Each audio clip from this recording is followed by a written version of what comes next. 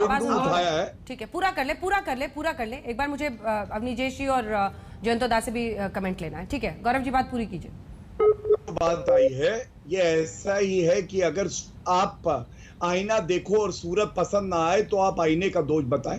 उन्होंने कहा कि चीफ सेक्रेटरी के लिए इस तरह का ऑर्डर पास किया है, जो निचले स्तर पे अधिकारी हैं उनके मनोबल का क्या होगा। अंजना जी, सवाल यह है, जब इलेक्शन कमीशन ऑफ इंडिया ईमानदारी से इलेक्शंस करवा रही थी और दीदी आरोप लगा रही थी, तो इलेक्शन कमीशन के अधिकारियों के मनोबल का क्या। पैरामिलिट्री फोर्सेस जब जान पे खेल के निष्पक्ष तौर पे चुनाव करवा रही थी और उनका घेराव का एक आदेश दे रही थी दीदी अपने कार्यकर्ताओं का, तो मनोबल का क्या हो रहा था। और दूसरी बात, एमएलए छोटा नहीं होता है। लीडर ऑफ ऑपोजिशन अगर सम्मिलित होना चाहता है और प्रधानमंत्री चाहते हैं कि एक सकारात्मक बातचीत हो, तो ममता बनर्जी को खींच किस बात की। चुनाव हार गई तो खुंदक निकाल रही है आप लीडर ऑफ ऑपोजिशन पे। बंगाल की जनता से आपको कोई मतलब नहीं, ममता दीदी मस्त, बंगाल की जनता त्रस्त। ये कब से होने लगा? इस पर जयंत दा, मैं आपसे रिस्पॉन्स लेना चाहती हूँ। ममता दी भी तो वही सियासी खेल खेल रही है ना। अब अगर शुभेंदु जीत कर आए हैं तो वो आए हैं। हाँ, देखिए, और सबकी भूमिका अपनी अपनी है, आपको ये एक्सेप्ट करना पड़ेगा। लाजा हार्ट तो रखना ही पड़ेगा ना। आप जीत के आई हैं, आप ही मुख्यमंत्री हैं, इसको कौन डिनाई कर सकता है? उसका जगह नहीं है। ठीक है, एक बार जयंत दा बोल नहीं। आज अंजना जी, आज मुझे कोई ऑफिसर मुझे बात कर रहे थे मेरे साथ, कह रहे थे कि बीजेपी अभी हारने के बाद, अभी जैसे जय श्री राम बोलने से ममता जी को मतलब बहुत चिढ़ जाती थी। अभी जय श्री राम फैक्टर तो पश्चिम बंगाल में तो चुनाव हार गए हैं, लेकिन शुभेंदु अधिकारी को एक ऐसे फैक्टर है जिसमें इरिटेशन ममता बनर्जी को बढ़ाना है और उसमें पॉलिटिकल बीजेपी का फायदा होता है। तो इसीलिए शुभेंदु अधिकारी पॉलिटिकल ट्रॉफी बनी गए ना सर। मैं ये विवाद में नहीं पड़ना चाहता। इलेक्शन ट्रॉफी बन गए हैं। हाँ, वो तो उनके लिए इलेक्शन ट्रॉफी के समान ही है ना। हाँ, ममता दी को हराने वाला शख्स तो एक ऐसा ट्रॉफी है जिसको वो दिखाएंगे हर जगह। पॉलिटिकल है। हाँ।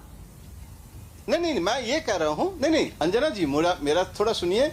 मैं कहना चाहता हूँ कि ममता जी को भी शुभेंदु अधिकारी से चिढ़ना नहीं चाहिए, और रैदर वो अगर इग्नोर करते हैं, वो that is Mamata Banerjee instinctive politics. वो सही है या गलत है वो अलग बात है, लेकिन दैट इज ममता बनर्जी।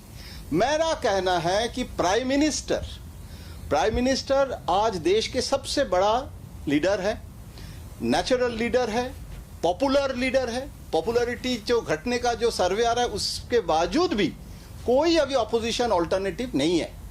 तो प्राइम मिनिस्टर जो बलवान है उसको क्षमा ज्यादा शोभा देता है। चाणक्य कौटिल्य में है ना कि जो दुर्बल है उसको क्षमा इतना शोभा नहीं देता है। जो स्ट्रांग लीडर का क्षमा जो है वो ज्यादा। देखिए, मैं भाटिया जी, मैं वाजपेयी जी के समय एक सेकंड लूंगा। अजीत जोगी चीफ मिनिस्टर आए थे और सिर्फ 1-1 मीटिंग था, तो 10 एमएलए लेके आ गए और शक्ति सिन्हा थे और बाकी सब लोग, विजय गोयल स्टेट मिनिस्टर थे। प्राइम मिनिस्टर के जाके शिकायत किया, 10 लोगों को लेके कैसे आ जाए, प्रोटोकॉल ये वो, मतलब जो लॉजिस्टिक्स जैसे आज हम लोग चर्चा कर रहे हैं, ये नहीं होना चाहिए, वो नहीं होना चाहिए। तो वाजपेयी जी ने कहा था कि चलो 10 लोगों को आने दो ना। वो जबरदस्ती कर रखे, करेंगे धरना देंगे पीएम के सामने तो बड़ा इशू बनेगा। इशू को ही खत्म करो ना, आने दो। तो अजीत जोगी को कहा कि आप तो ब्यूरोक्रेट थे, आप ऐसे क्यों बिहेव कर रहे हैं, वो इंटरनली बोल दिए। तो देखिए, कभी कभी आज के दिन में ना, मोदी जी जैसे पॉपुलर और इतना स्ट्रांग लीडर, मैं चाहता हूं ममता जी को भी, अगर वहां जाके रिसीव करते सबसे अच्छा होता। और सेंटर और स्टेट का जो रिलेशनशिप और जो बॉनहमी एक मैकेनिज्म होना चाहिए। हम पश्चिम बंगाल के बंगाली हूं, मैं चाहता हूं